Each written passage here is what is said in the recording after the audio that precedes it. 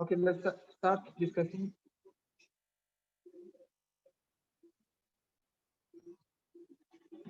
about the condition of equilibrium.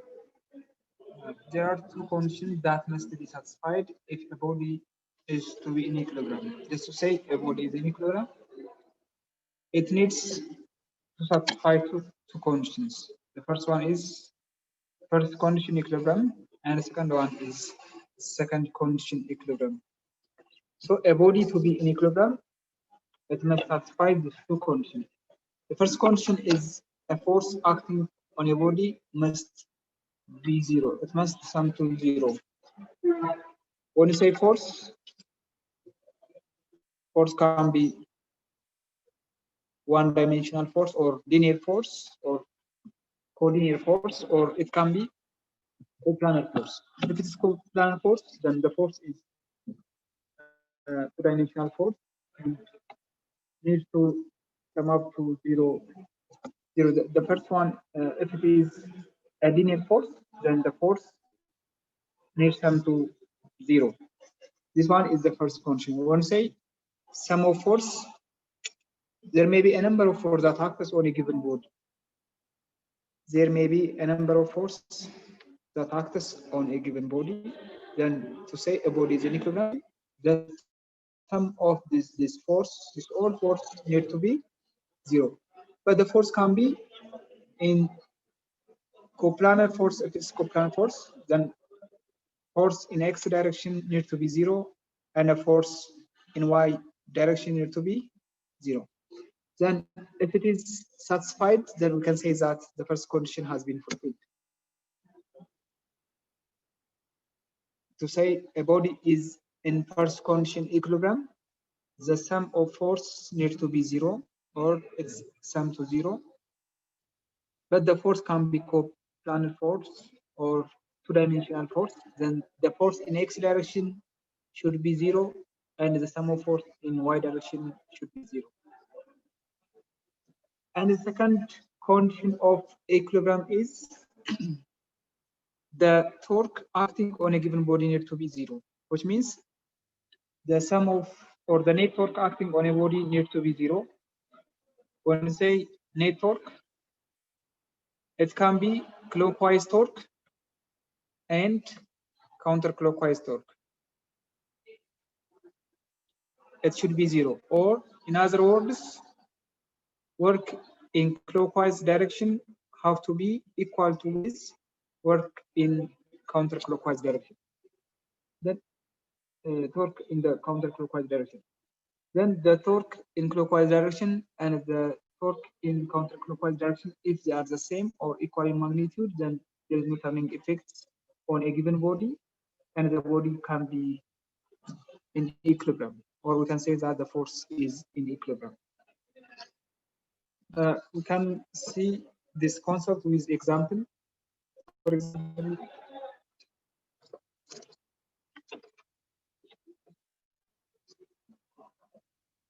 look at the example 1.21 on page 36. At A, the problem is there is force, and this force hangs a certain mass with weight is 7 Newton, for example. As this object suspends on a rope, and there is tension force. As you know, this body has a weight which is downward direction, and there is force which is on a string that is 7 Newton, because the object is just suspended, not moving. Then we can say that the net force on a body is 0 since it's suspended, no swinging or no movement.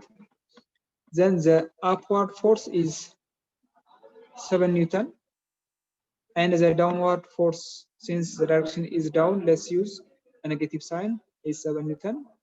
Then the result is 0. Therefore, the body is said to be in first condition equilibrium. And even the second condition equilibrium is satisfied for this case because the object is not in motion. Therefore, the net torque on a body is 0. Since the first and the second condition has been satisfied, then the body is said to be in equilibrium position.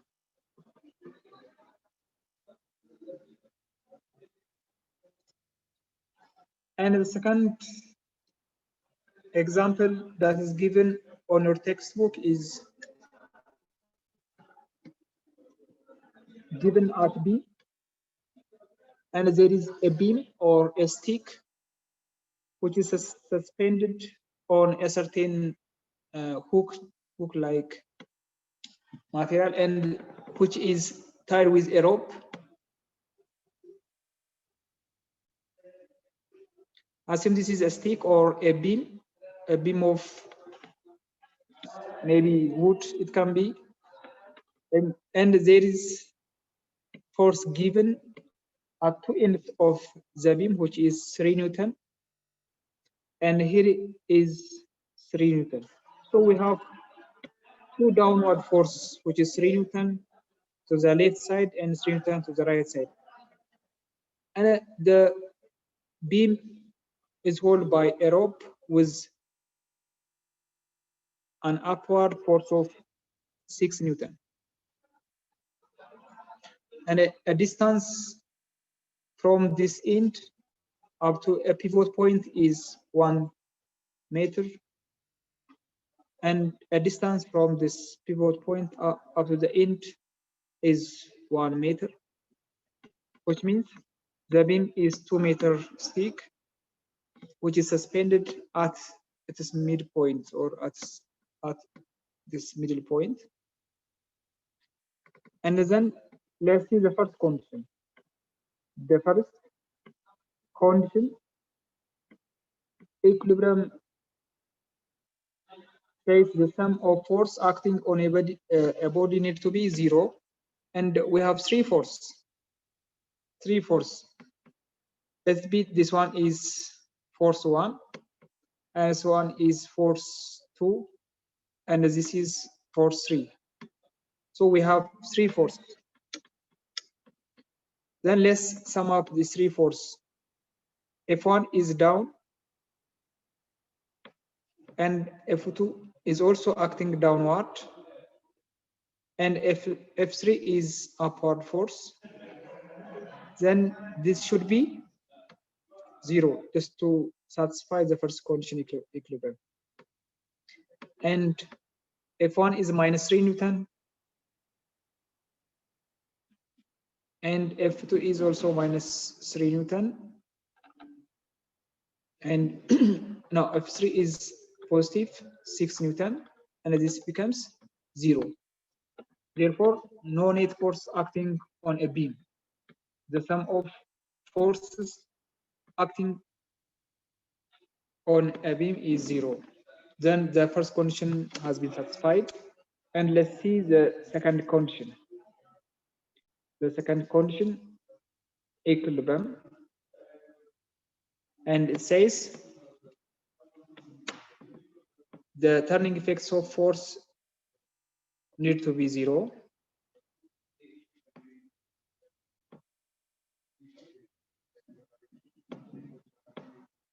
And then, as you know, torque is the product of distance between the line of action of force up to the pivot point, which is 1 meter from both sides. And then let's take this point is a pivot point or turning point. If it is a pivot point or turning point, no turning effect on this point. Therefore, torque by 6 Newton is 0, since the line of action of force and the turning effects or the pivot point is the same. No torque by F3. No torque by F3, because the line of action passed through a pivot point.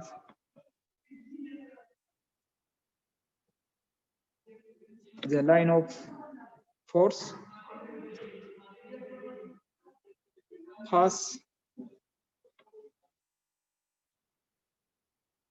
through a pivot point. This is a pivot, therefore no turning effect by F3. Then the turning effect is by F1 and F2. Then these are in opposite direction. For example, the torque by F2 is in clockwise direction, and torque by F1 is in counterclockwise direction. If we are trying to push the right ends of a bar, then it will try to move in clockwise direction, whereas by F1, then it will try to move in counterclockwise direction.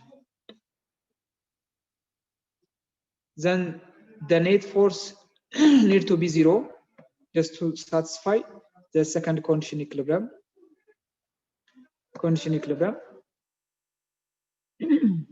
Then clockwise torque minus torque counterclockwise need to be 0. Then by F1, it is F1 times R1 minus F2 times R2, which is 3 Newton times 1 meter minus 3 Newton times 1 meter. Then it becomes 3 Newton meter minus 3 Newton meter. Then finally it becomes 0. Therefore, the beam is at equilibrium condition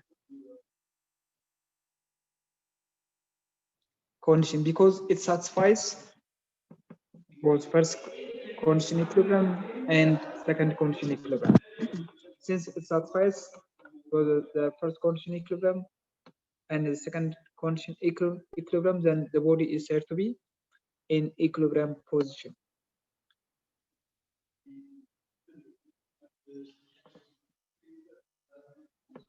The other one, the body can be in stable equilibrium position or in unstable equilibrium position, or even it can be in neutral equilibrium position.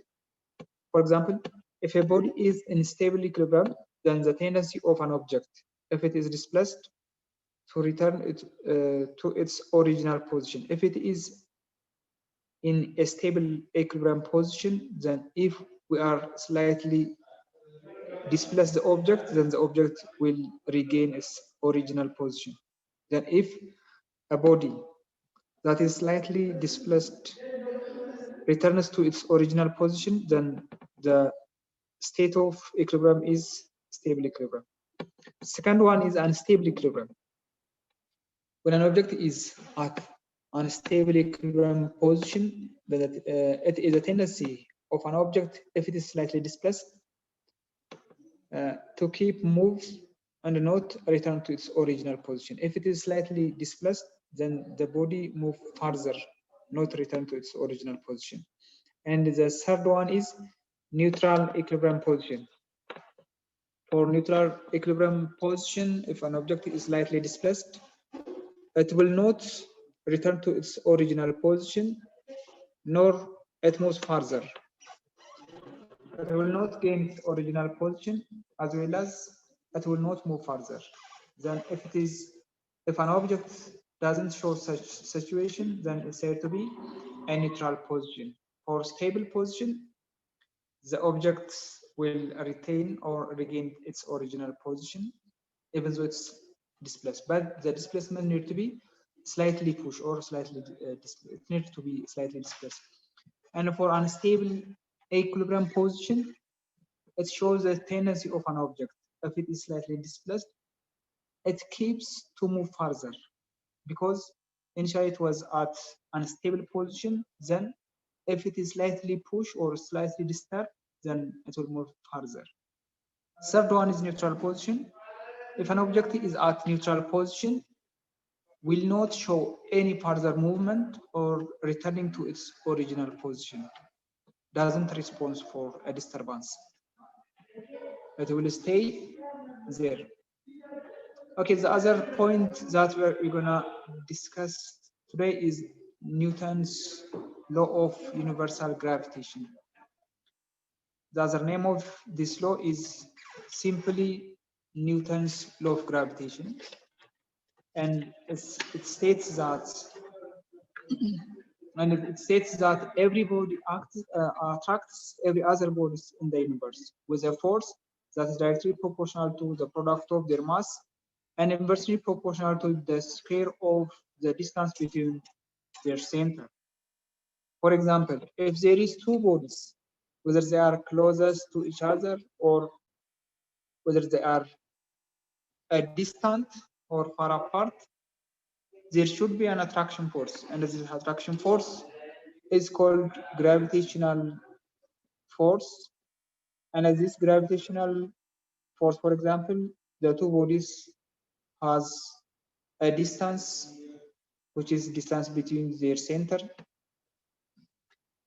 and the two bodies have a mass m1 and m2, and there is a universal gravitational attraction G, which is a constant, one of constant in physics. Then there will be a force. There must be an attraction force between these two bodies, whether they are small particles or a huge bodies, just like a galaxy. There is an attraction. There is attraction force between these M1 and M2. Since they have a mass, there will be an attraction force. What's expected from the two bodies is just having a mass. If they have a mass, there should be an attraction force between, or there exists an attraction force between the two bodies.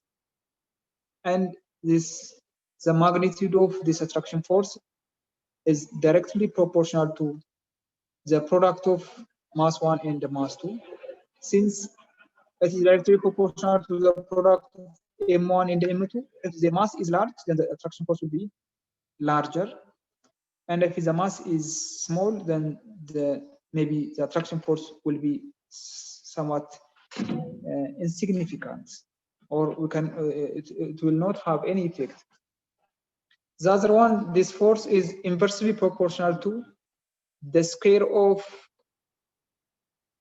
distance between them. It is inversely proportional to the square of the separation distance between them.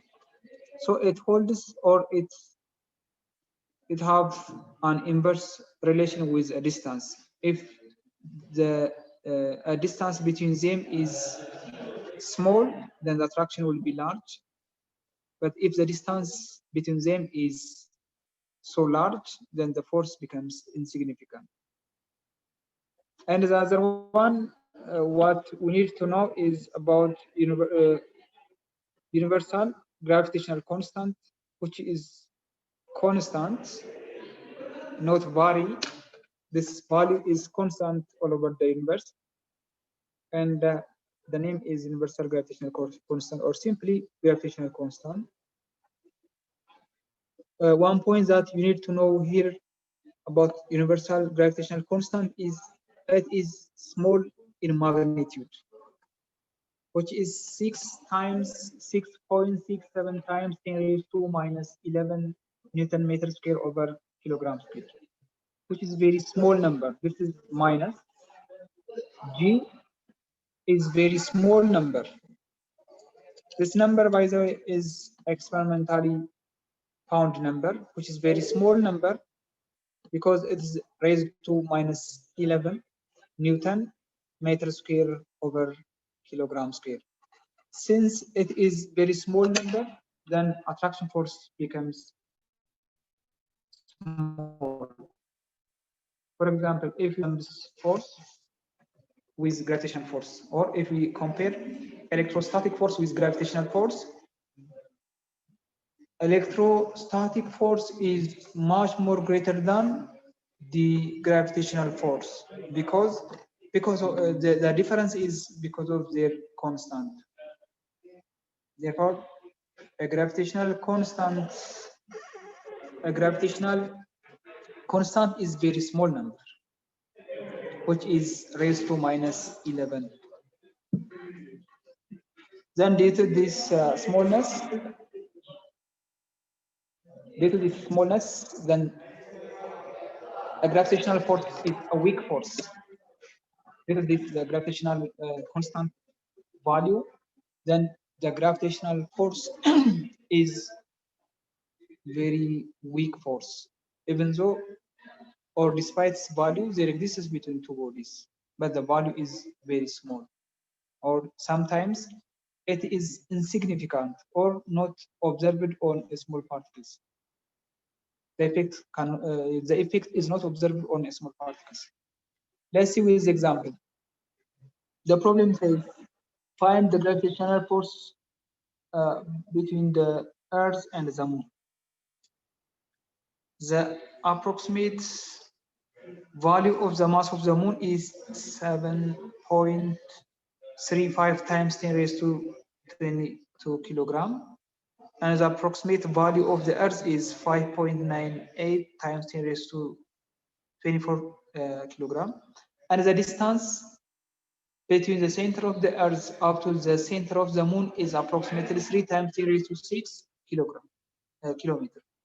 So this is the given information about the Earth, the Moon, and the distance between the Earth and the Moon. So what will be the attraction force that exists between Moon and Earth? Based on this data, what will be the value of an attraction force between the Moon and the Earth? First,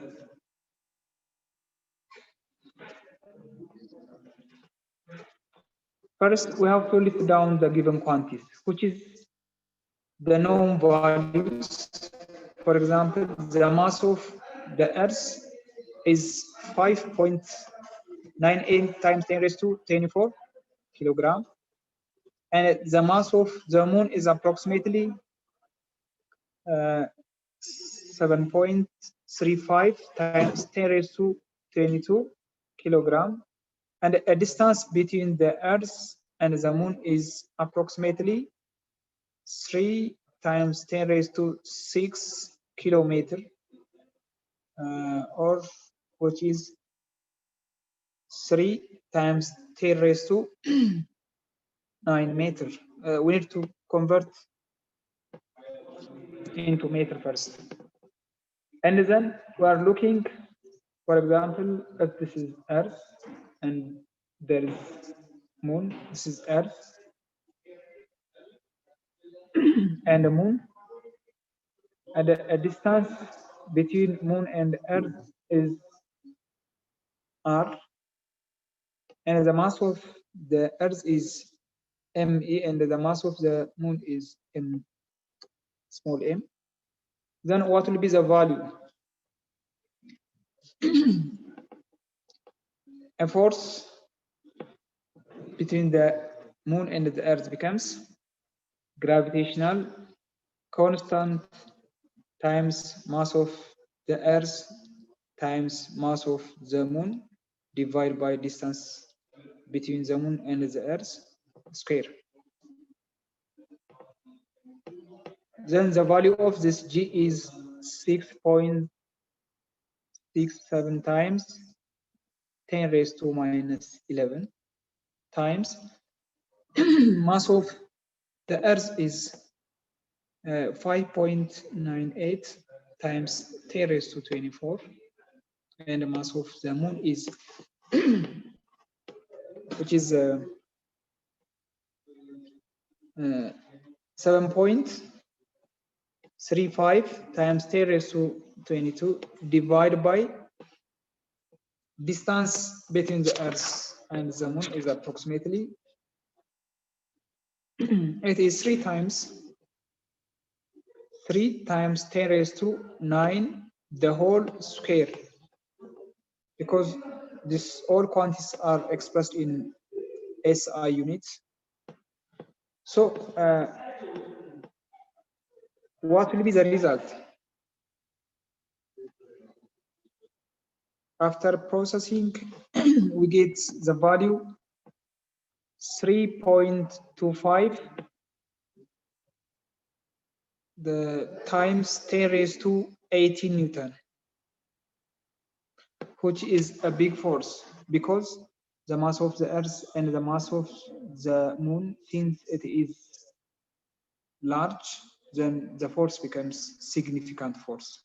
But for small particles or for small bodies, the force becomes insignificant. So there is a significant force between Earth and the Moon, and due to this force, then the Moon is rotating around the Earth. So this is a possible force between the Earth and the Moon.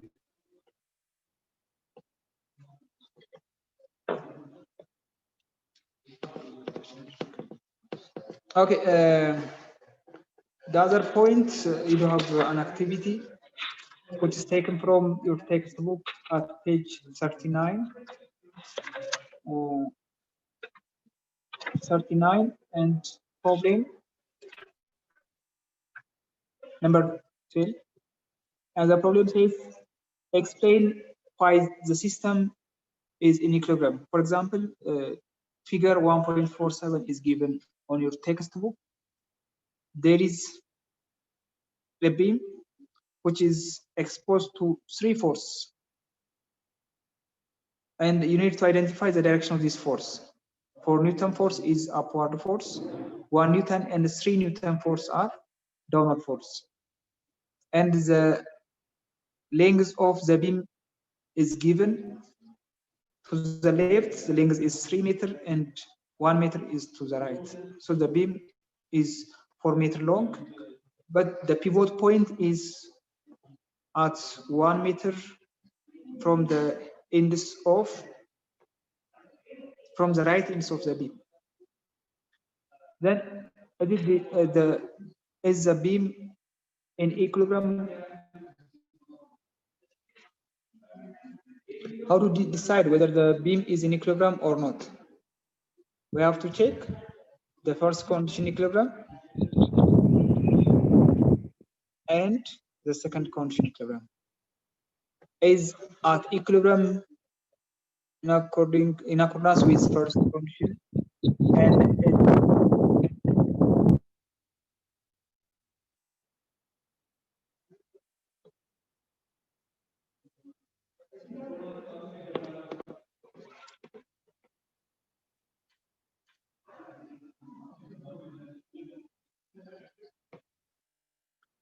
is at equilibrium based on the criteria of second condition equilibrium.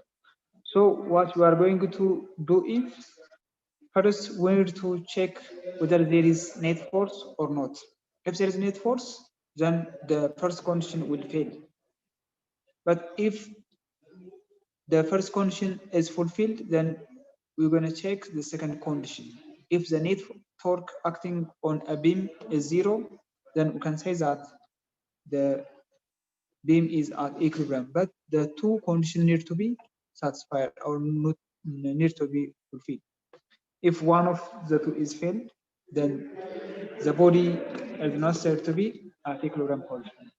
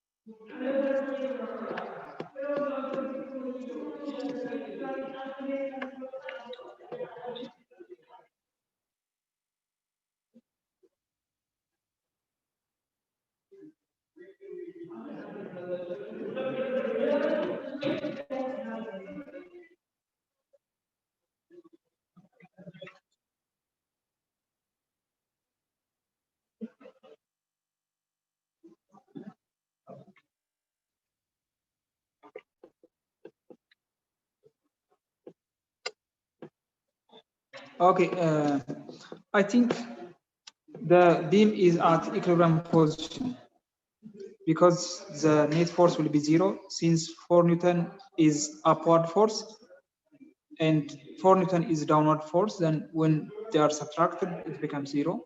And the second condition equilibrium is torque. Then the clockwise torque and counterclockwise torque becomes zero. Then the two condition has been fulfilled. Since they are satisfied, the two conditions are satisfied, we can say that the beam is at equilibrium position. Okay, do you have any question?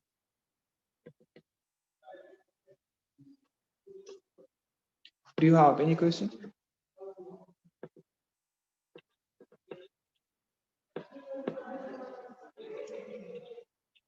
Okay, thank you very much. This will be the end